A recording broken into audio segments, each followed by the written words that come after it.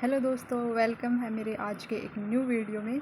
तो अपनी CET preparation चल रही थी जिसका है आज यूट्यूब के हिसाब से डे 6 एंड बीच में मेरी वीडियोस वगैरह नहीं आई थी क्योंकि वीडियो बनाने का टाइम नहीं मिला था। कॉलेज वगैरह में फॉर्म जमा करवा के आने थे एंड तो उन्हीं चक्करों में आने जाने में मतलब कि वीडियो बनाने का टाइम नहीं मिला।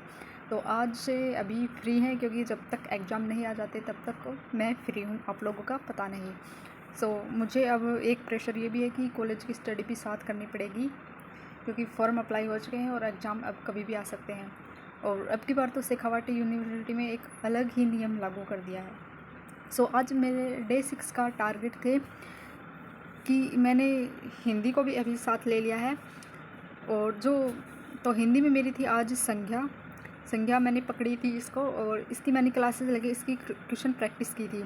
और इसके लिए एक दोस्त मैंने आप लोगों से पूछा था तो एक दोस्त ने बताया था डॉक्टर राघव सर की बुक को जो मैं लेकर आई हूँ, और ये बुक वास्तव में बहुत अच्छी है।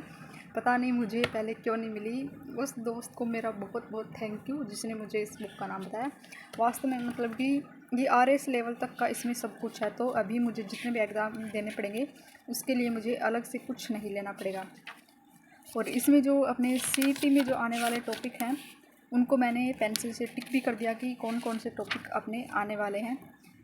ये बहुत ही अच्छी है। अगर आप भी इसको लेना चाहते हैं तो आप अपने नज़दीकी किसी भी बुक स्टोर से ख़रीद सकते हैं। एंड राजस्थान जियोग्राफी अपने साथ पहले से चल रही थी। इसमें अपनी राज्य की सीमाएं और अंतर्राष्ट्रीय सीमाओं वाला टॉपिक किया था एंड इसका रिवीजन किया है। और मैथ में मेरा मतलब कि थोड़ा सा बीच में गड़बड़ हो गया क्योंकि जो अलग से क्लासेस से मैं क्लासेस ले रही थी वो सर उसमें रीजनिंग में क्वेश्चन प्रैक्टिस करवा रहे थे, उसके साथ ही वो समझा रहे। तो मेरी जो बेसिक है ना वो क्लियर नहीं है रीजनिंग में। मतलब कि अपन जब तक थ्योरी नहीं पढ़ते हैं मेरे को समझ नहीं आता है, आपका तो पता नहीं। तो इसलिए मैंने मैथ्स का टीचर ही चेंज कर दिया है। अब जो एम.आर. नरेश सर हैं उनसे मैं मैथ्स की क्लास ले रही हूँ। कल मैंने बेसिक मैथ की क्लास ली थी क्योंकि मेरी मैथ बहुत वीक है, क्योंकि मैंने 10th क्लास में मैथ को पढ़ा था। उस टाइम अच्छी थी बट बीच में इतना गैप आने के बाद तो सबकी बिगड़ जाती है, मेरी क्या चीज़ है।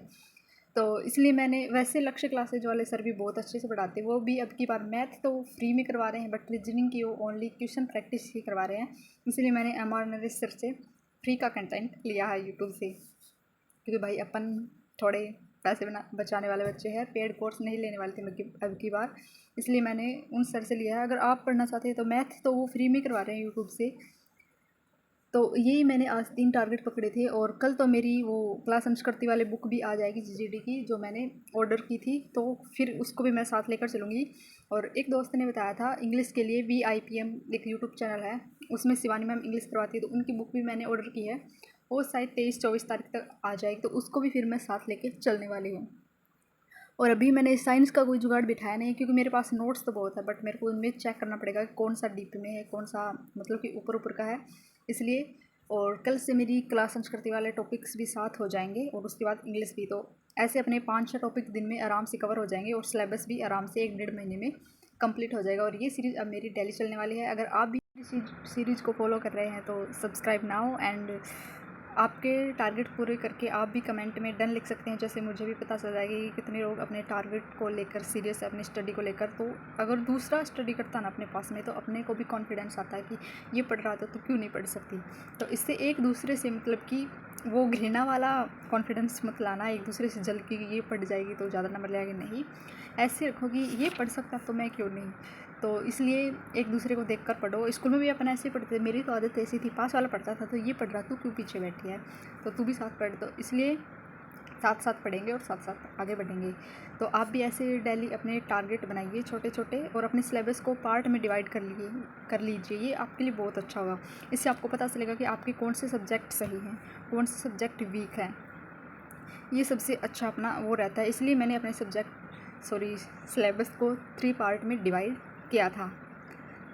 Thank you. मिलते हैं डे 7 के टारगेट के साथ, कैसे क्या कंप्लीट किया। तब तक के लिए बाय बाय। चैनल पर नए हैं तो प्लीज़ सब्सक्राइब नाउ।